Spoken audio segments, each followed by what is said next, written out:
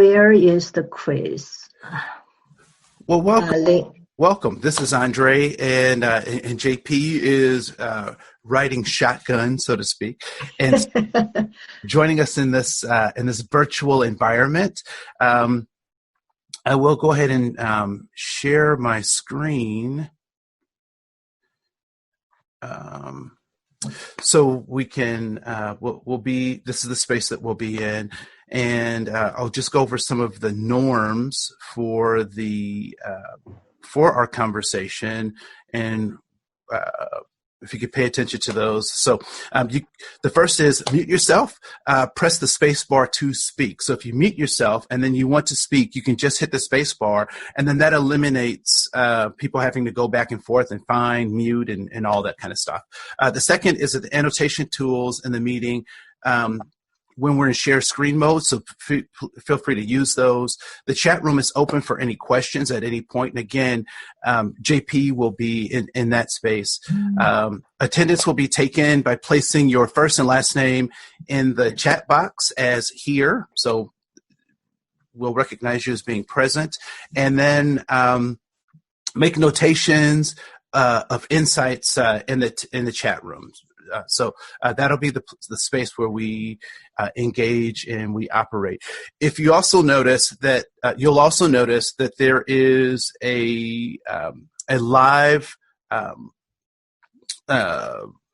feed of the chat that shows up at the bottom. So this kind of annotated transcript of the course that's only for the speaker. So I will only be the one that that text will show up or that we'll be able to see. So if I'm talking too fast or too slow, please let me know, and we'll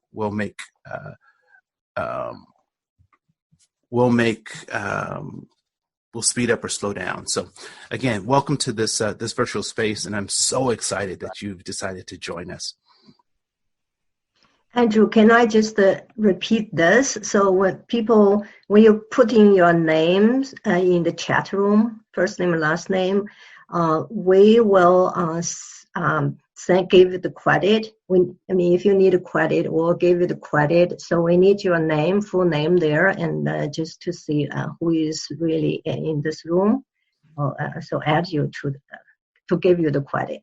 That's the only purpose. Thank you.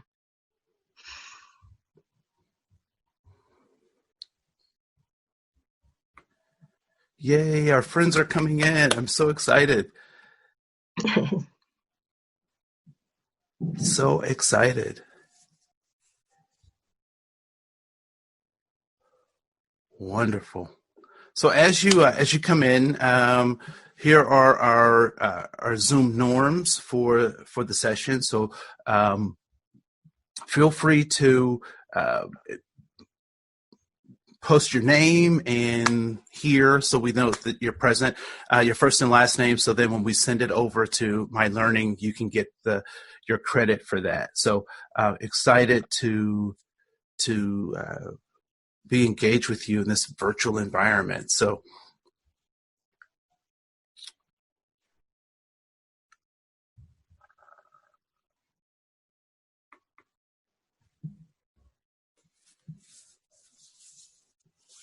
wonderful, wonderful. Yep. So we do have a full class today. So I'm really excited to see folks in this space. So cool. So we have folks logging in as we speak. So we'll give this a couple more minutes. There will be a replay of this available for you, both in My Learning as well as through other virtual channels. So we'll make this available for you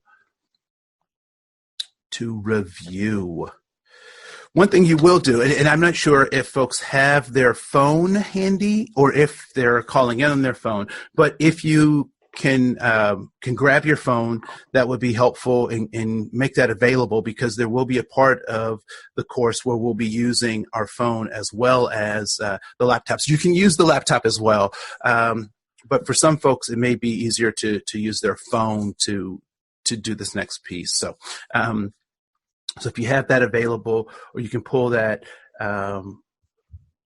if you can make that available as we go into this, go into the course, it would be wonderful.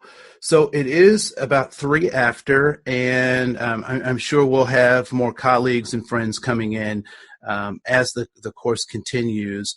But we'll go ahead and get started, because I believe in starting on time and ending early. So we'll try to do our best to stay within my mantra, or within that mantra. So we will set this to the side and come on up. So we just you just saw the Zoom norms, so we'll go into the rest of our presentation. So I want this to be interactive, and so I want to encourage participation. And one way to encourage that participation is to let you know about the tools that are available to you. So the annotation tools can be found next to the green bar. And sometimes the green bar is at the top, and sometimes it's at the bottom. I'm not sure what your configuration is, but if you can click on that green bar, and you'll see what looks like a pencil, and that is for annotate. And once you hit annotate, there'll be a number of tools that pop up.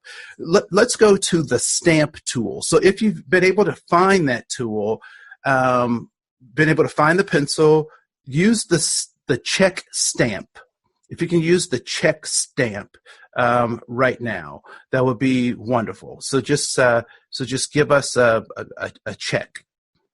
You can either draw it, or you can use the actual stamp. Okay, great. Oh, wonderful. So folks are finding the tool.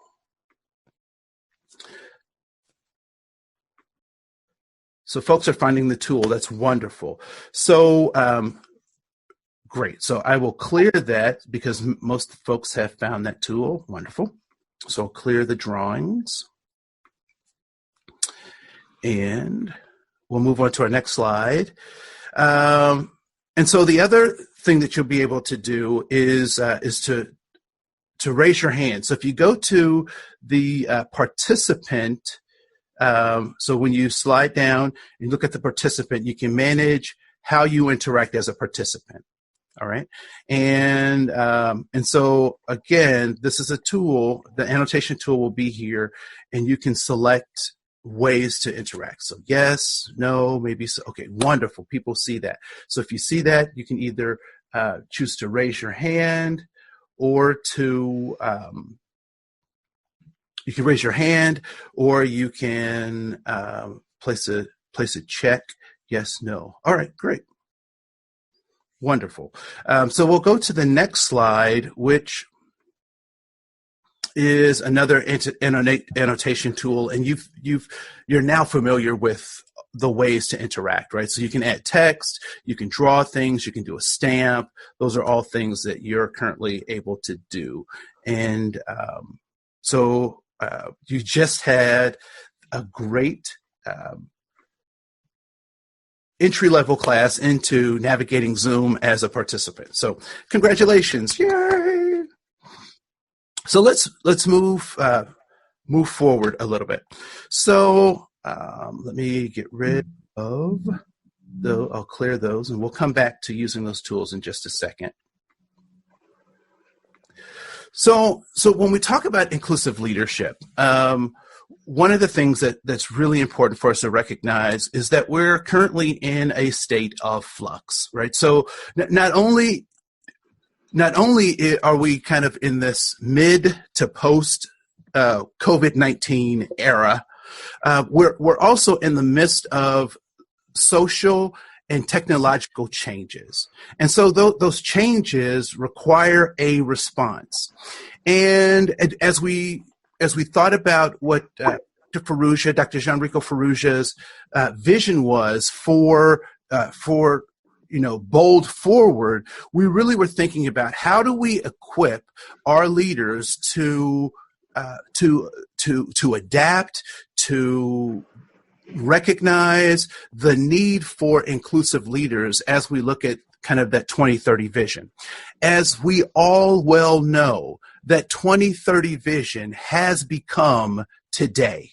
Right. And so if you look at the tenets of all of those things, and I personally am really excited that I work for an organization that was that forward thinking, and that this crisis brought that 2030 vision as a necessity for today. And we're talking about working across functions. We're talking about working across distances. We're talking about creating new ways to be productive. And so I'm very excited to work for an organization that's been that forward thinking, because we, among other folks, we weren't the only ones, but really our mindsets were prepared to deal with the challenges that we currently face in a very progressive way. So we were responding, but we weren't, because we had been thoughtful, we could be responsive, not just in a very passive way.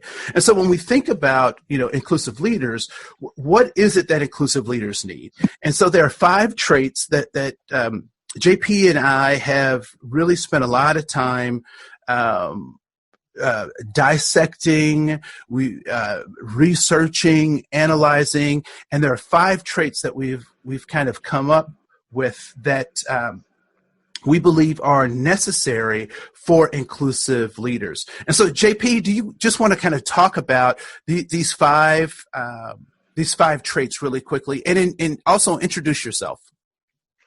This is JP. Thank you for everybody to take time to participate in this program, first of all.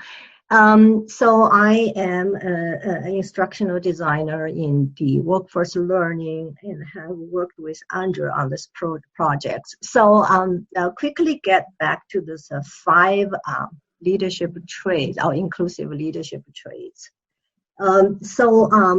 What we are trying to focus is, if you look at those keywords there, inclusive mindset, and then cultural competence, agility, and adaptability, unconscious bias, and the sense of belonging. So all 5, starting from mind to ability, adaptability, to overcome, that's also the mindset, unconscious bias, and then how to take care of our employees by creating sense of belonging. So it's really, that's, particularly in this current COVID-19 pandemic situation, it is really critical for leaders to think about the big picture and to know that we are in an ever-changing environment that requires a leadership adaptability. And also we know that because both employer and employee are greatly impacted by this situation. So how to use our leadership capabilities and agilities to create this sense of belongings, to help employee to handle this very stressful situation. Some of the things I mentioned here is, trying to incorporate this current situation, but really all those things were, because used to be, this is a 2-hour programs, and we use a lot of examples to illustrate each trait. However, because we're going to pack it into this one session, right? So we couldn't use what we dwell on those examples to illustrate. This will take a little bit longer. We'll just highlight the key things, major concept when we go through each one. Andre, is that okay with you? No, that's wonderful. That's wonderful. So yeah, no, we'll spend a very high level talking about these 5 inclusive leadership traits. And so let's get right into it, right? So I don't want to spend a whole lot of time with our introduction. So there are these 5 inclusive leadership traits are inclusive mindset, cultural competence and agility, greater adaptability, being aware of unconscious bias, and creating a sense of belonging. And so when we think about these things, let's come back. So when we think about these things, how many of these traits are pretty natural for us, right? And so here comes the question for you. Who can be an inclusive leader? So I want you to type that into the chat room, right? So who can be an inclusive leader? Who do you believe can be an inclusive leader? And I'll read some of those responses.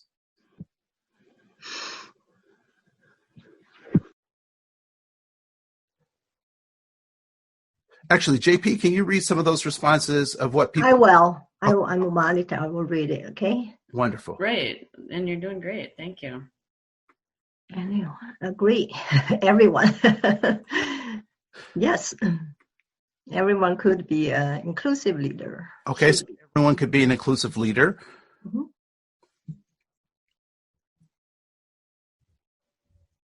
What's another comment that's coming from?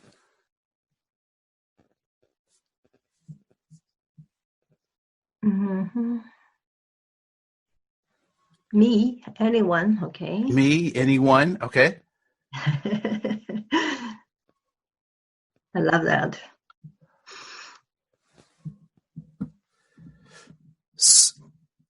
I'll just give a couple more seconds for that. Everyone should be. Everyone should be an inclusive leader, right? So this is what I'd like to offer. What I'd like to offer is that, in fact, not everyone can be an inclusive leader. Wait a minute, Andre, what are you saying? How is that possible that not everyone can be an inclusive leader? Well, if you want to be a person that is right all the time, I'm not sure that you're prepared to be an inclusive leader.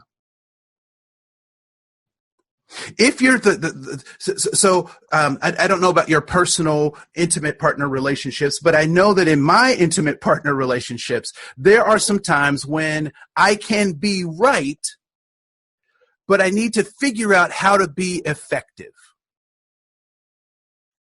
And recognizing that nuance is is the fertile ground for someone who wants to be an inclusive leader. So if you want to prove your point and you want to drive home the specific thing without the recognition of the importance of relationship, of goals, then inclusive leadership is not for you, right? So when you think about these five traits, what I'd like for you to do is to just write on the screen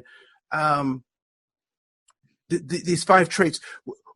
What do you think is so when I say not everyone can be that, what do you think are the additional traits that are necessary to even build on these five traits? So if you could just type that right on the screen, use your annotation tool. It will be messy, I will say that. But if you could just type right on the screen some of the prerequisites that are necessary to get to these five traits. So you have to be humble. You have to have open-mindedness. Very good. Mm-hmm. Not self-centered. Growth mindset.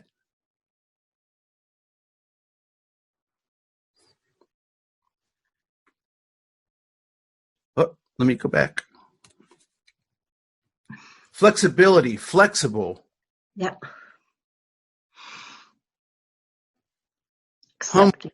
Accept criticism. Mm-hmm.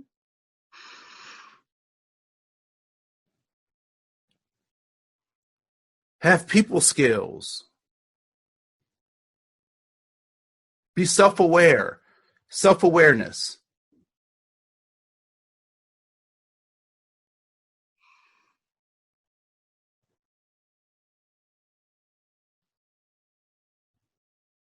Compassion, people skills.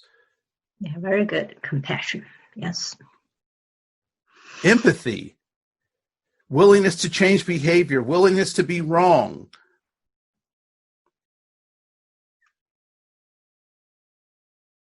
So we'll stop right there. Thank you so much for adding those.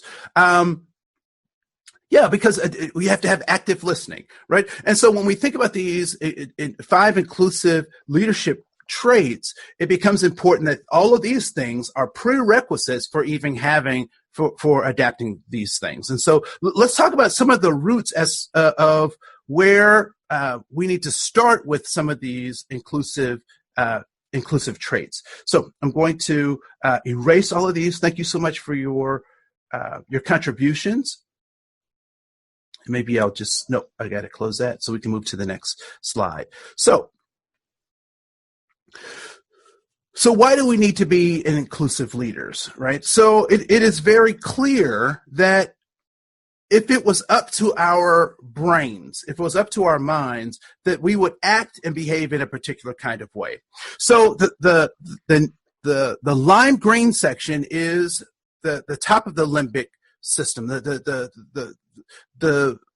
what we might call the reptilian brain, not because we're reptiles, but because that's the most primitive part of our brain. And its function is survival. So basic survival, the smallest parts of our brain. And then if we go to the purple section, we recognize that that's typically where our emotions go, right? So that tells us, that fuels our behavior. So it tells us how we feel about information that we're getting. So in the green zone, we get survival of the fittest kinds of stuff, right? So when we see danger, we're about survival. When we encounter something new, we're asking ourselves, is this dangerous or is this something that can advance me, right? In the green part of our brain. And then when we get to the purple part of our brain, that's how we feel about those things that are coming from the primary brain. And then the executive function is in the prefrontal cortex, which is this orange section. And this is where we make executive decisions. So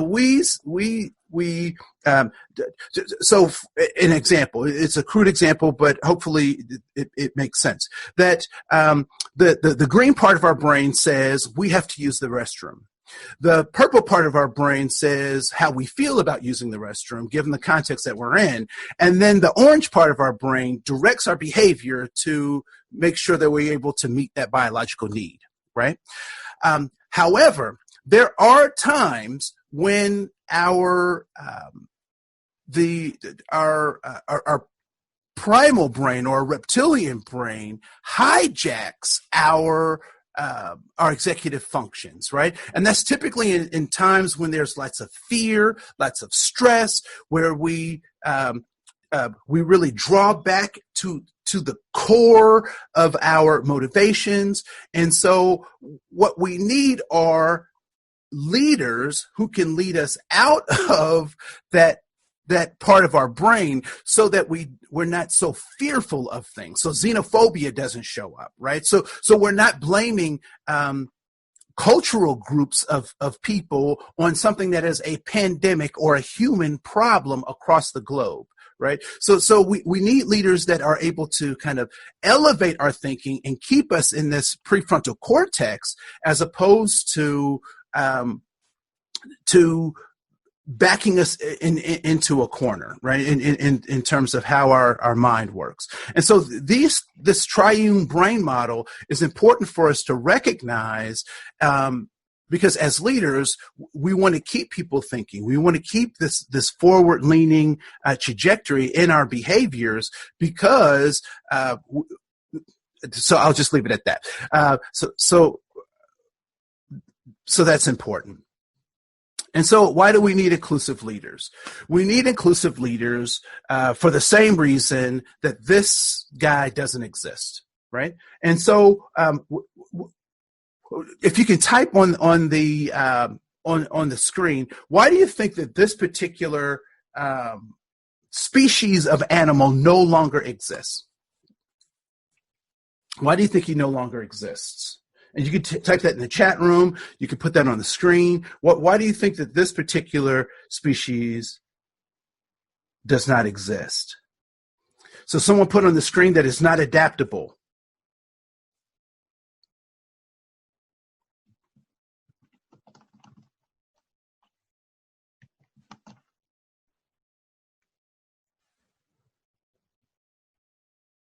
So however we've come to understand the extinction of these animals, whether it was, some kind of cosmic encounter with an asteroid or greenhouse gases or however we've come to understand that, at the core, what we recognize is that the Tyrannosaurus Rex, this terrible lizard, could not adapt to the new context. And so if we're not mindful, why do we need inclusive leaders? Because if we're not mindful and we don't learn the lessons of these dinosaurs, as context changes, we won't change, right? And it's really interesting how sometimes we refer to people who can't adapt or sometimes choose not to adapt as dinosaurs. So that's an interesting thing. So first, I want to talk a little bit. Next, I want to talk about this other stuff, right? So what actually motivates us to be inclusive leaders? And because some people say, well, we've always done these things this way, so why change now? Well, what we know is that things are constantly adapting and changing. And so we have to do the same. But as inclusive leaders, we want to operate out of our circle of control and not be responsive to that circle of control. And you'll see exactly what I'm talking about here in just a second. So when people's behaviors are influenced by their outside environment, by the things that they have no control over, they are said to be reactive. So they're constantly responding to the outside world. However, when folks move from the circle of control to the outside environment, they are said to be proactive, right? And so the same kind of stimulus lies there. The relationship between the inside world and the outside world still exists. That tension still exists, but the driver of that is very different, right? And so there are things that I can control. I can control my mindset. I can control my behavior. I can take control of my emotions, right? So I may not necessarily be able to control the economy or a global pandemic, but I can respond to how I am going to be in the face of those challenges. And that, my friend, is the essence of inclusive leadership, right? So taking these skills and driving your core goals or managing your core objectives regardless or in response to the outside world, right? So that circle of no control. So that becomes important for us to recognize as well. So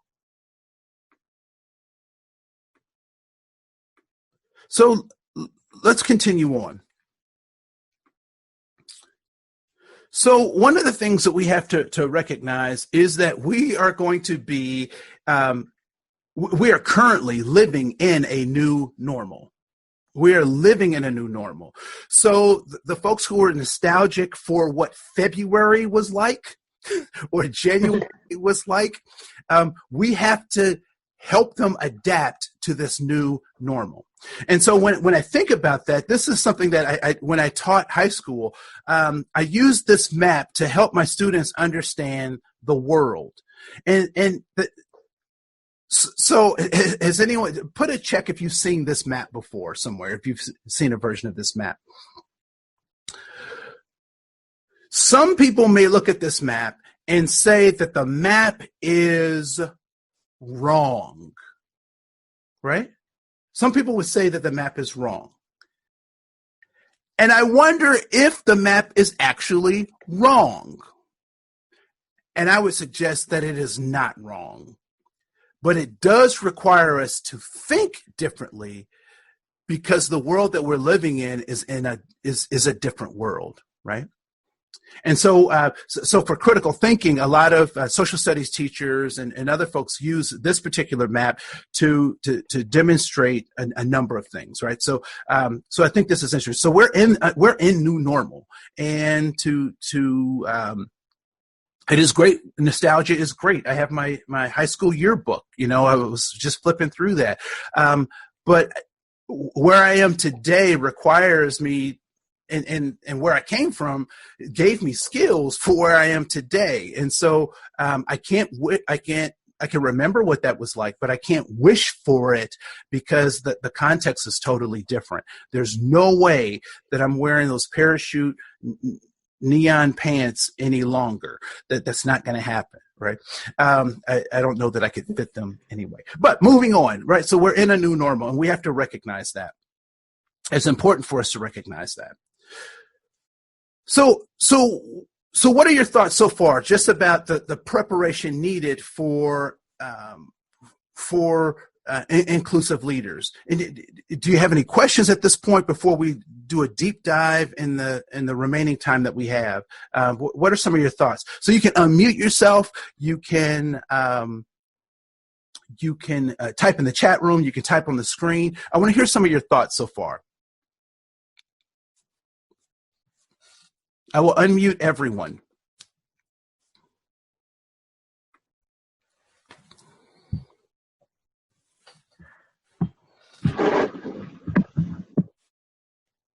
Thoughts, comments? Andrea, this is Diva. Yes. Okay. How are you? Good. Everything you said makes lots of sense, and I love the map that you placed. It took me a little while to just get it. That was the same map, just upside down. Yes. And that's how it feels at times right now. So, with this new norm. So I'm really excited for the second part when you're going to help us to understand how can we create a sense of belonging when many of us is, on furloughs or having to make some huge sacrifices. So I'm excited for the second part. Thanks for the introduction. You're welcome. Someone said it's all about perspective, this inclusive leadership. And also mentioned here, need to go hand in hand with emotional intelligence. That's so true. That is so true.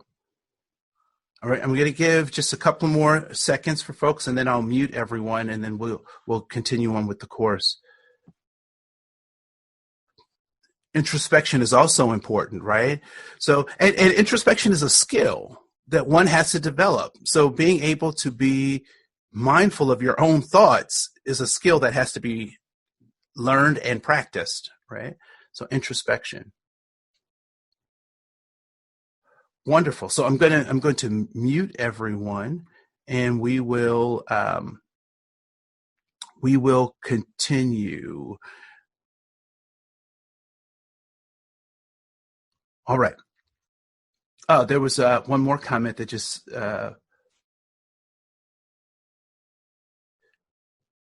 So what do I see as a main hang up to that, to being an inclusive leader? It goes right back to all those things that you listed: humility, being vulnerable, being critical, and having an ability to have some introspection, right? So these are all things that I think are hindrances to people being able to be inclusive leaders, right?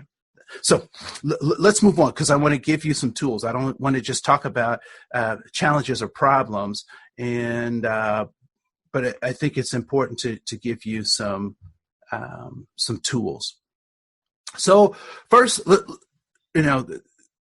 talk a little bit about the difference between diversity and inclusion. Diversity is about numbers. Inclusion is about the people being engaged, right? So diversity is about inviting people to the party. Inclusion is about asking people to dance. And I would say we're not talking about that this time, but I want to plant the seed that equity is actually asking people what music we should play at the dance, right? So we'll address equity at another time, but I did want to plant that seed. So there's a difference between diversity and inclusion. And so when we look at these shapes, what I'd like for you to do is to recognize that these shapes are diverse in a sense, right? They have some commonalities and some differences. And so when we think about these particular shapes, the shapes on the right side of the screen are all geometric shapes, right? They are all blue. They're all closed shapes with a black line around them. So that makes them very similar. However, they are also very different, right? And so when we talk about diversity, we want to make sure that we're talking about or recognizing the commonalities and differences between individuals. That diversity is a recognition of our commonalities and differences. So if you want to write that down in the chat room, or you want to put that in, or you want to, write that in your notes, feel free to do that. So diversity is a recognition of our commonalities and differences. What I'd like for you to do now is I want you to find versions of those shapes in the picture of these buildings, right? So please circle, check, make some demarcation of examples of the geometric shapes in this particular picture. So you can feel free to circle them, check them, however you want to engage with that.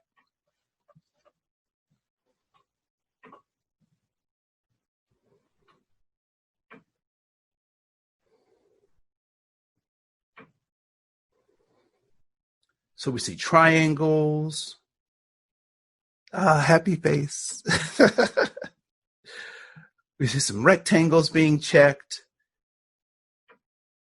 right?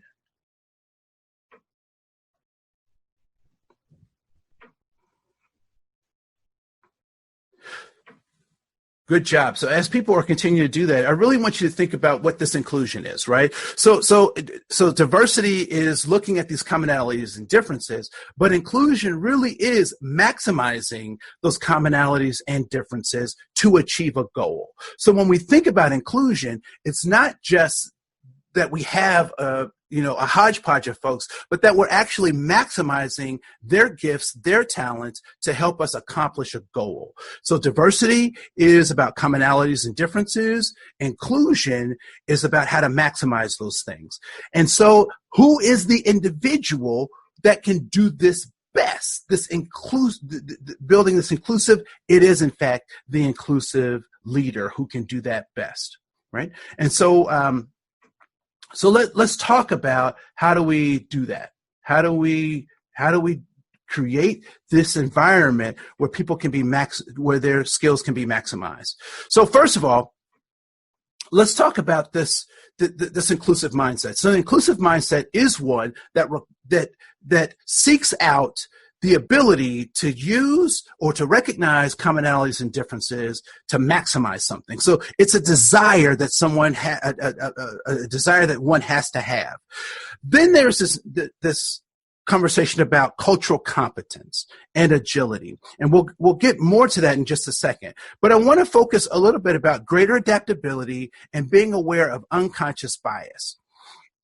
So as we look at this picture of these ducks, we must recognize that there's a lot of stuff going on just in this little picture, right? And so the duck, the yellow duck. Now here's something to recognize, right? So the brown or black ducks might not even recognize the yellow duck, right? So that in and of itself could be problematic, that they don't even recognize what's going on with the yellow duck. But let's pay a little bit of attention to the yellow duck for a second. If the yellow duck experiences this day after day, what do you think happens to the yellow duck's motivation for trying to be with the rest of the flock? If he experiences this day after the same situation where the rest of the ducks are on the ledge and he either can't get up or struggles to get up and they don't include him. So one of two things might happen. One is that this particular duck has the intestinal fortitude to, pull himself up by his bootstraps and join that group no matter what. And or that same duck at some point could be tired of participating in that way, right? And at some point kind of give up or not try as hard. So the inclusive leader's job is to make sure that all of the ducks are mindful of all of their gifts and talents, right?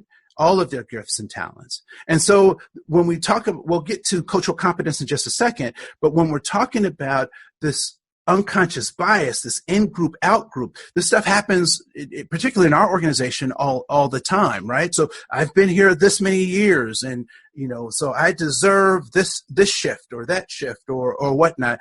When in fact, what we really should be thinking about is what skill sets do we need at what particular times, given what we're trying to accomplish, right? And so there's this in-group, out-group unconscious bias, and so we have to be mindful of those things.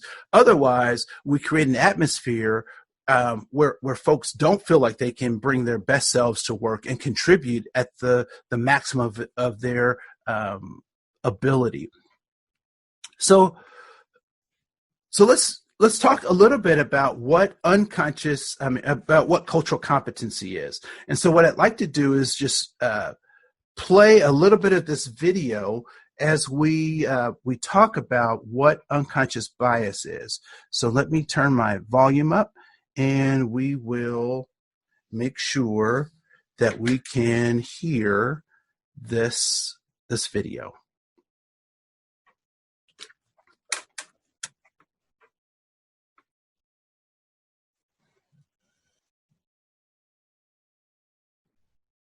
Cultural competency sometimes unduly create a sense of anxiety and apprehension because we have the tendency to think, oh no, in order to effectively lead in a multicultural and or multi-ethnic setting, I need to be an expert, or at least be very well versed in all the cultural nuances, experiences, and expectations of each representative group that I may interact with or am called to lead. Now that certainly could feel burdensome and would be anxiety provoking, but thankfully it's just not true. Cultural competency is, first of all, an attitudinal posture of humility and valuing of others. It's understanding and appreciating our differences and varied cultural experiences, realizing how these may influence how we approach issues, how we interact with one another, and ultimately codifies the things that we value. A culturally competent leader seeks to understand cultural differences, and most importantly, creates a safe and shared space where these differences can be acknowledged and even leveraged to enhance our collective pursuit towards common goals and objectives as an organization. Let me share with you one example from my own clinical practice. I've had the privilege of providing care for a family from the Middle East who moved to Jacksonville about a year ago. The husband has type 2 diabetes and is on insulin. And as we've gotten to know each other better, I learned that he and his family are practicing Muslims. I had a very superficial knowledge of Ramadan and didn't actually know when it was celebrated.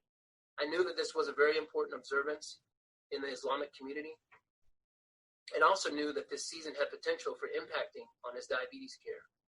So I exercised the concept of cultural humility and simply asked during one of his visits.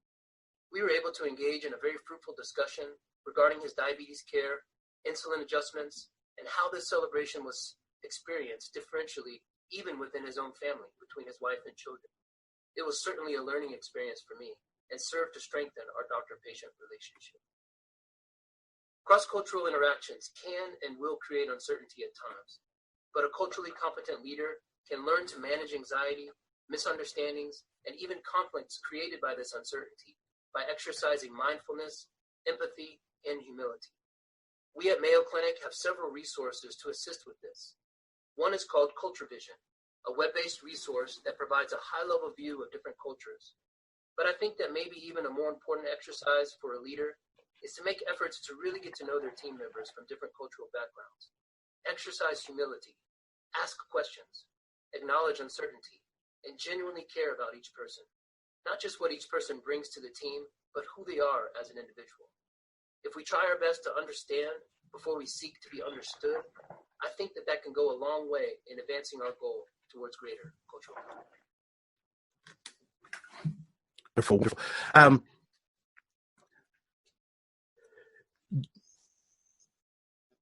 So let's go to our next piece. So when we think about these 5 pieces of the inclusive leadership traits, we recognize inclusive mindsets. So I want to ask a couple of questions, and I want you to put a check. You can check yes or no if you've heard any of these statements, right? So anywhere on the screen, just put a check if you've heard any of these 3 statements. People are people to me. I treat everyone the same. We are all human, aren't we? So please put a check if you've heard any of those statements. So it sounds like most people have heard those statements, right? So what I want you to think about is, what, as an inclusive leader, what might we find problematic with those statements? Although the intention is a good one and a more than likely a pure intention, but what might be problematic with that? So to answer that question, what I'd like for us to do is to think about these plants as we try to address those questions. So cultural competence, greater adaptability, being aware of my unconscious bias, creating a sense of belonging is absolutely applicable to these 3 plants. So if I say I'm going to treat all 3 of these plants the same, might there be a challenge that I could encounter with treating each of these plants the same, right? Yes, I could encounter a problem if I treated all 3 plants the same. Right? So plants are plants to me. So if I did not take into account the uniqueness of each of those plants, I would get some feedback from the plant. So plants can't talk, but how do I understand when the plant is not getting what it needs?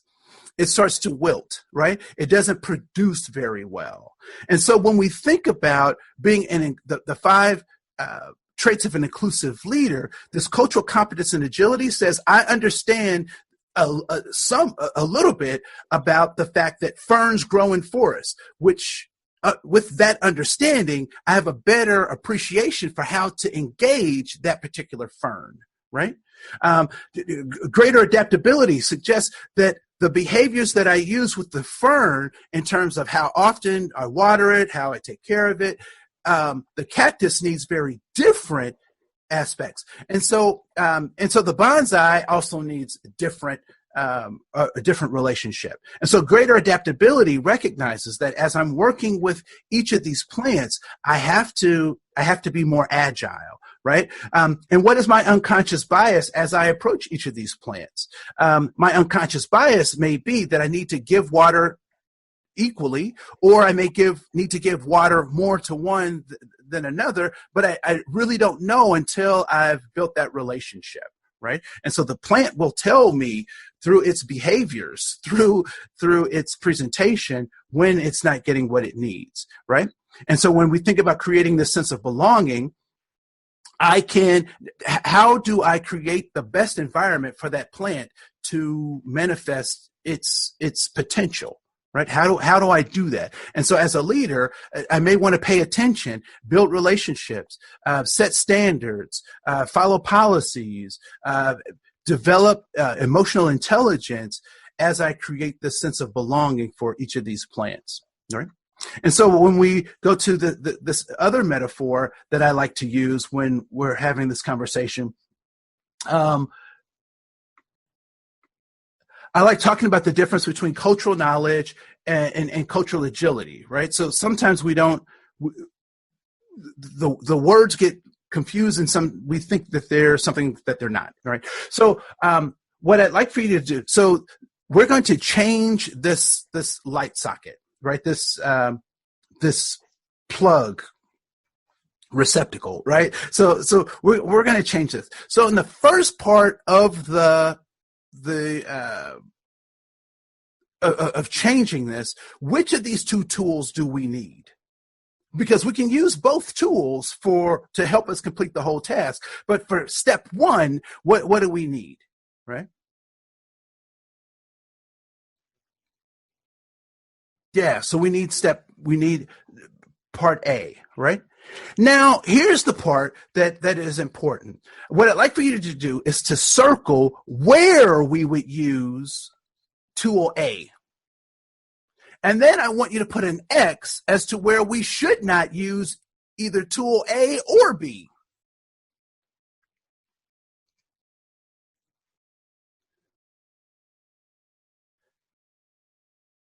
So that, my friends, is cultural agility, right?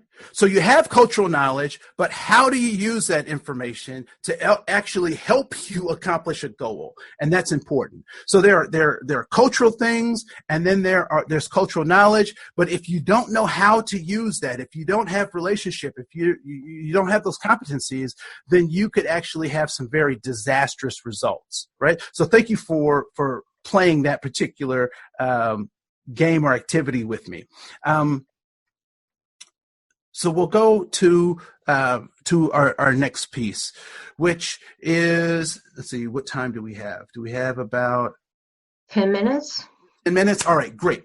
So what I'd like to do is to play a game with you, and the link is right here. So if you go to your electronic device, or you can do it on your screen if you so choose, opening up another window, joinmyquiz.com, and put in this code, and we'll do a review game as a part of the training today. All right. And then after this, we'll open up the floor for questions. The quiz should take about 4 minutes or so for us to complete once we get started. So let me get out of this window. I'm going to stop sharing this one and go to my other window. Go to my other window, which is the main screen, and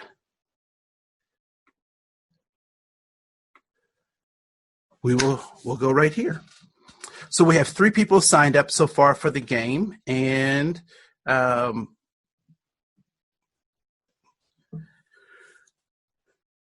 wonderful.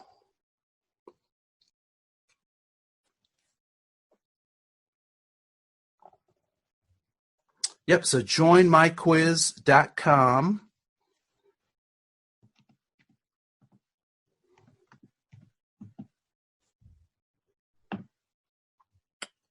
Wonderful, 9 people. Oh, it looks like Anwana is in here. Great to see you. Great to see you. And Paige has made it. Henry, good to see you.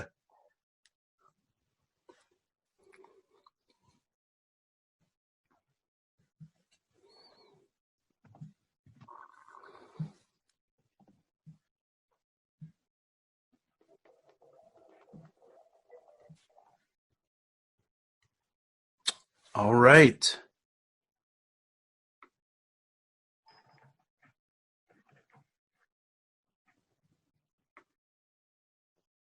All right.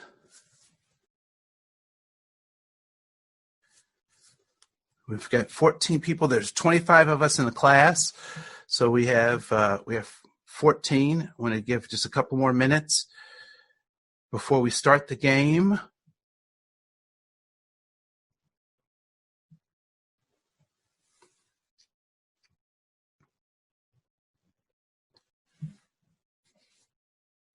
All right, we've got 15 people. And we're going to go ahead and start.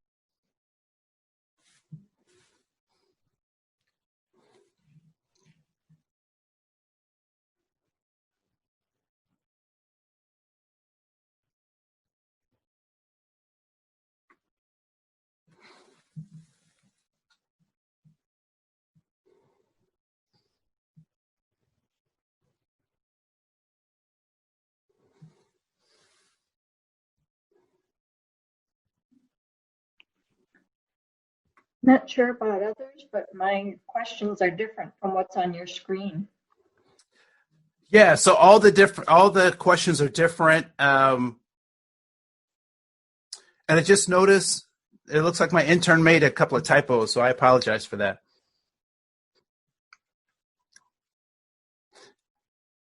So I'm going to unmute everyone. So if you have a question, let me know and we'll address it.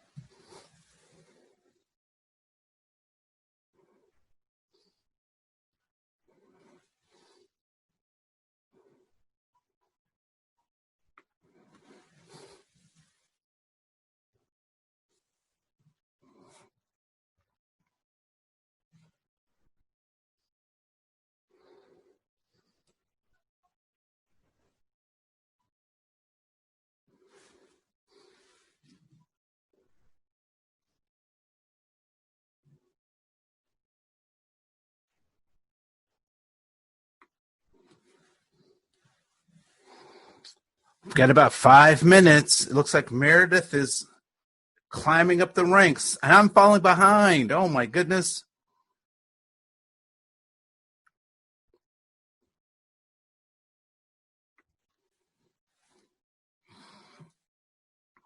Oh, I'm number 7. How can this be? And Henry is he's right on my tail.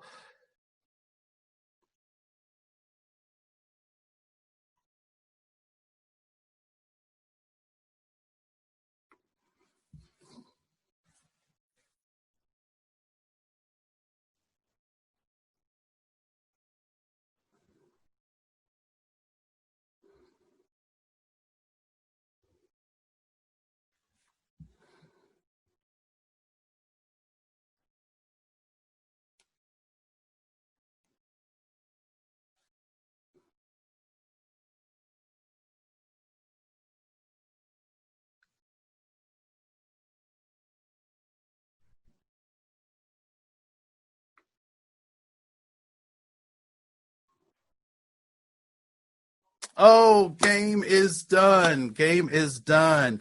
Looks like Olivia is our winner. I'm not sure who AR is second, and Meredith is in third place. Wonderful, wonderful, wonderful, wonderful. I just want to say thank you so much for playing that game. I'm going to open up the line so you're all unmuted from my perspective. Just in the last couple of minutes that we have left, I'd like for you to kind of share your observations or your thoughts about the program that we engaged in today. So as a teaser, as an introductory point, are you ready to start thinking about how to be an inclusive leader? So that's my question. Lines are open, chat room's open. Let's have a conversation. Thanks.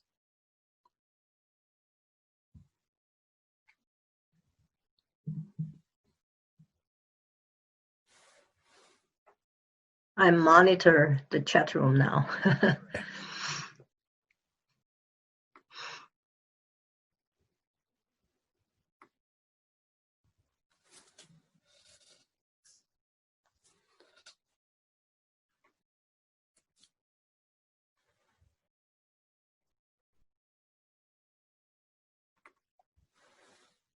Good comments. Absolutely great intro.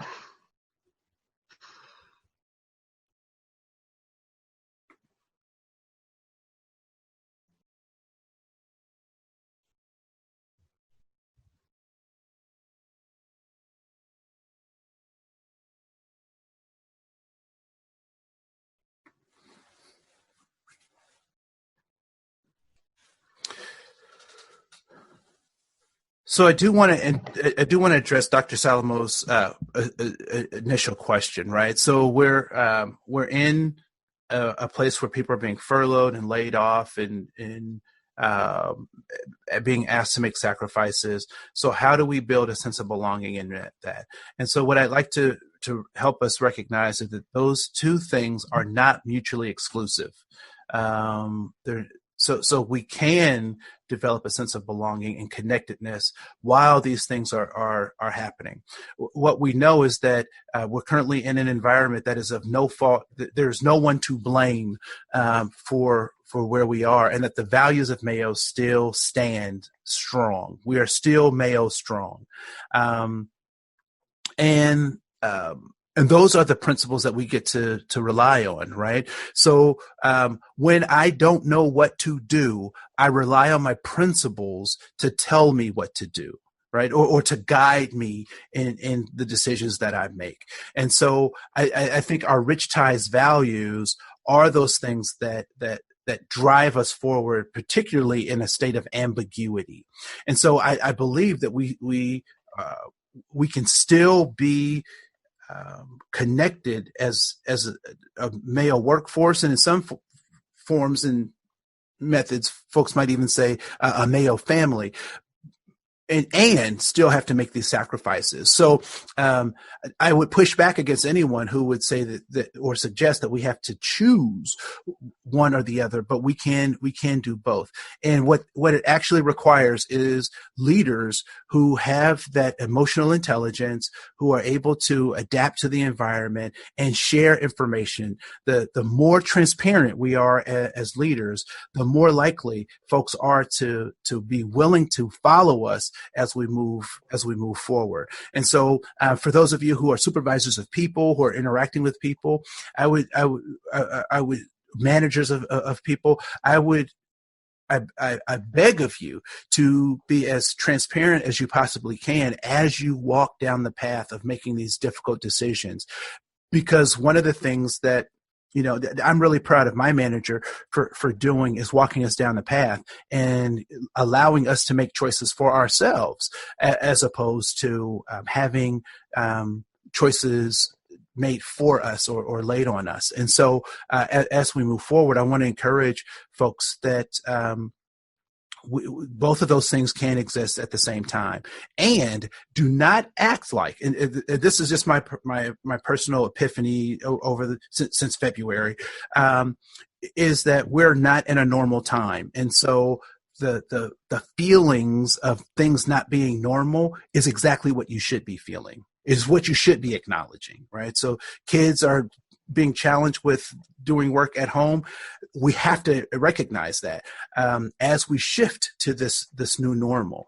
And for me, I spent about probably 4 days in like this funk, and I couldn't figure out what it was. And what it was that I was in the grieving process. I was grieving the normality that was as I adapt to the reality that is. And so I would just encourage people to kind of embrace that. And as we move on, not to, fake it till we make it, but actually recognize where we are, deal with the feelings, the thoughts, and emotions of where we currently are while we still move forward. And so I hope that's helpful. I hope that answered a little bit about that question. And so, Andrew, can you answer the question people asking about, do we have classes scheduled for the next few months? And that's one. The other one is looking forward to the May 5th class. Is that one still on? Yes. So we will still do the May 5th class, and that'll be an expansion of this particular class. And it's interesting. I would like to continue to do some classes if there's a body of folks who would like to do that. So we'll try to schedule those for the rest of the summer as well. Thanks for everybody's coming in, and JP and I really appreciate your work, and we'll talk